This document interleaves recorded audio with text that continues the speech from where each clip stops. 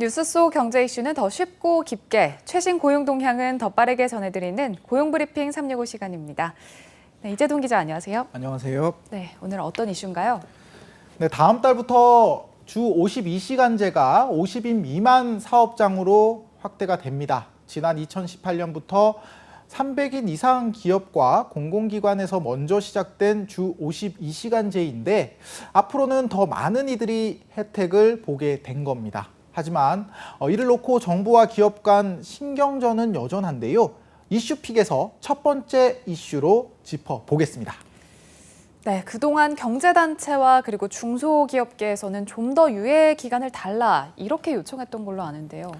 네, 맞습니다. 정부와 재계가요, 서로 상반된 설문조사 결과를 가지고 준비가 됐다, 아니다, 아직 이르다, 각각 다른 입장을 내놨었는데요. 업계가 인용한 자료는 중소기업중앙회에서 내놓은 설문조사입니다. 제조업, 특히 뿌리 산업과 조선사업장 200여 곳을 조사를 해봤더니 10곳 중 4곳은 아직 주 52시간제 준비를 끝내지 못한 걸로 나왔습니다. 준비를 못한 이유는 응답업체의 절반 가까이가 구인난을 꼽았습니다. 이 때문에 최소한 코로나19 상황이 진정될 때까지만이라도 계도 기간을 더 달라는 게 업계의 요구였습니다. 네, 업계에서 내놓은 자료만 보면 일단 유예하는 게 맞는 것 같거든요. 그런데 그렇다면 정부에서는 어떤 조사를 인용했나요? 네, 정부가 인용한 자료는요, 고용노동부 자료입니다. 5인 이상 또 50인 미만 사업장 1,300곳을 조사를 한 결과 10곳 중 9곳이 다음 달부터 주 52시간을 지키는 게 가능한 것으로 확인됐다는 겁니다. 이 통계를 바탕으로 정부는 충분한 준비가 됐으니 예정대로 52시간제를 적용하겠다는 겁니다. 네, 그렇다면 당장 다음 달부터 이 52시간제를 지켜야 하는 기업 얼마나 늘어나는 건가요? 네, 오는 7월에 시행되는 5에서 49인 적용 대상 기업은 78만 3천여 개, 780만 근로자가 해당됩니다. 주 40시간 노동에 연장근로 12시간까지 허용을 하겠다는 것으로 현행 68시간보다 16시간이 줄어든 시간에서 업무를 하게 되는데요. 기존과 달리 계도 기간 없이 주 52시간제를 바로 시행할 예정입니다. 위반 사업주는 2년 이하 징역 또는 2천만 원 이하 벌금형을 받게 됩니다. 단 신고 접수 뒤에 최장 4개월의 시정 기간이 부여됩니다. 네, 물론 삶의 질은 올라가겠지만 기업의 혼란도 예상되는데 그럼에도 불구하고 정부가 이렇게 예정대로 주 52시간 제도를 추진을 예고한 건 어떻게 봐야 할까요?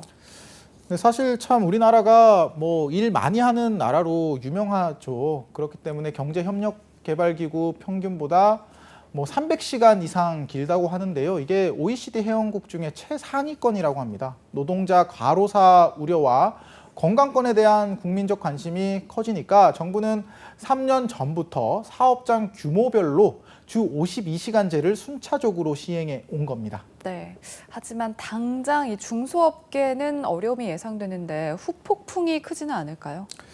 네, 고용부 조사에 따르면요. 중소기업의 인력 부족률은 대기업의 2배라고 합니다. 특히 중소제조업은 대부분 국내 근로자들이 취업을 기피를 해서 외국인 근로자 의존도가 높은데요. 코로나19 때문에 외국인 근로자마저 구하지 못하는 이중고에 시달리고 있습니다. 지난해 정부의 외국인 근로자 도입 계획은 3만 7,700명 수준이었지만 지난해 4월부터 외국인 근로자 입국이 사실상 중단이 되면서 실제 입국자는 2,437명에 그쳤습니다. 올해도 4만 700명이 일단 계획은 돼 있지만 지난 5월 말 현재 1,021명으로 2.5%에 불과한 상황입니다. 결국 생산에 차질을 빚은 중소기업은 전체의 64%가 넘는 현실인데요. 이런 상황을 감안을 해서 정부는 여러 보완책을 내놨습니다. 네, 당장 인력이 가장 큰 문제인 건데 그렇다면 만약에 일감이 몰리는 시기에 근무 시간이 더 필요하다면 어떻게 되는 건가요? 네, 일단 이런 성수기가 예측이 되면 최대 6개월 단위로 탄력 근로제를 적용할 수 있도록 했습니다. 노동자가 일이 많은 주에는 72시간을 근무했다면 6개월 안에 초과 시간인 20시간만큼 단축 근무하는 시기인데요. 또 게임, 금융상품, 연구개발 등 집중 근무가 필요할 땐 노동자가 최대 3개월치 근로시간을 스스로 조정할 수 있도록 제도를 정비를 했습니다.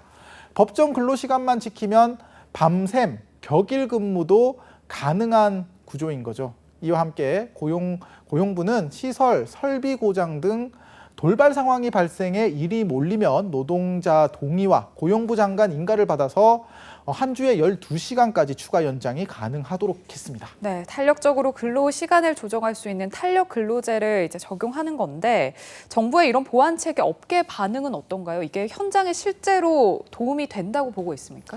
네, 일단 중소기업 쪽에서는요, 이게 사실 큰 효과 없다 이렇게 항변을 하고 있습니다. 네. 정부가 탄력 근로제와 선택 근로제를 통해서 피해를 최소화할 수는 있다고 이게 주장을 하고는 있지만 양옥석 중기중앙회 인력정책실장은 탄력 근로제는 성수기와 비수기가 뚜렷한 기업만 활용할 수 있고 임금 변동이 없다는 점에서 근로자들도 도입을 꺼리는 제도라고 지적을 했는데요. 선택 근로제 역시 정보기술 기업과 서비스 기업만 혜택을 볼 뿐이지 공장을 가진 일반 제조업체에 혜택은 없는 제도 이렇게 밝혔습니다. 네, 근로자의 입장에서 본다면 또 소규모 사업장의 경우에는 근로자 대표라고 할 만한 노조가 없는 경우가 많지 않습니까? 네, 맞습니다. 사실 현실적으로요, 이 소규모 사업장에서 근로자 대표가 제 역할을 다할 수 있을지도 의문이다 이런 목소리도 나옵니다.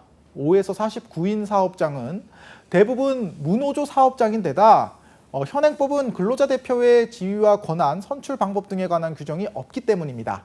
이에 따라 사업주가 임의로 근로자 대표를 지정해서 무리하게 추가 연장 근로 등을 추진할 수 있다는 지적이 나오는데요. 때문에 당분간 다음 달 주 52시간 확대를 놓고 정부와 기업 간 진통이 계속될 것으로 보입니다. 취지는 살리면서도 현실적으로 중소기업 역시 어려움이 없도록 이 제도가 정착되기까지 정부의 뒷받침이 필요해 보입니다. 네, 좀 원만한 합의가 이루어졌으면 좋겠습니다. 오늘의 한컷 이슈는 어떤 거 준비하셨나요? 네, 립스틱과 화장품 보이시죠? 마스크가 네. 일상이 된 지 벌써 1년이 넘었습니다. 마스크의 생활화는 곧바로 화장품 업계에 직격탄을 날렸습니다. 마스크 착용으로 얼굴의 많은 부분이 가려지고 또 일부 재택근무가 늘면서 립스틱 등 색조 화장품에 대한 수요가 급감했는데요. 코로나19 여파로 매장 폐점이 잇따랐고 지난 한 해 오프라인 화장품 매장의 30% 가까이가 문을 닫았습니다. 그런데 최근에 백신 접종이 속도를 내면서 화장품 업계가 조금씩 기지개를 펴고 있습니다.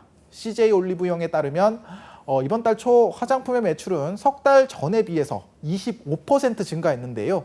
백신 접종 증가로 노 마스크에 대한 기대감이 커지면서 립스틱과 아이섀도우 같은 색조 화장품 매출이 크게 늘었다는 설명입니다.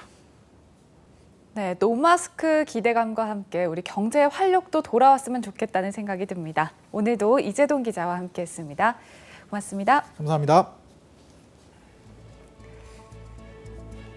네, 지금까지 고용브리핑 365였습니다.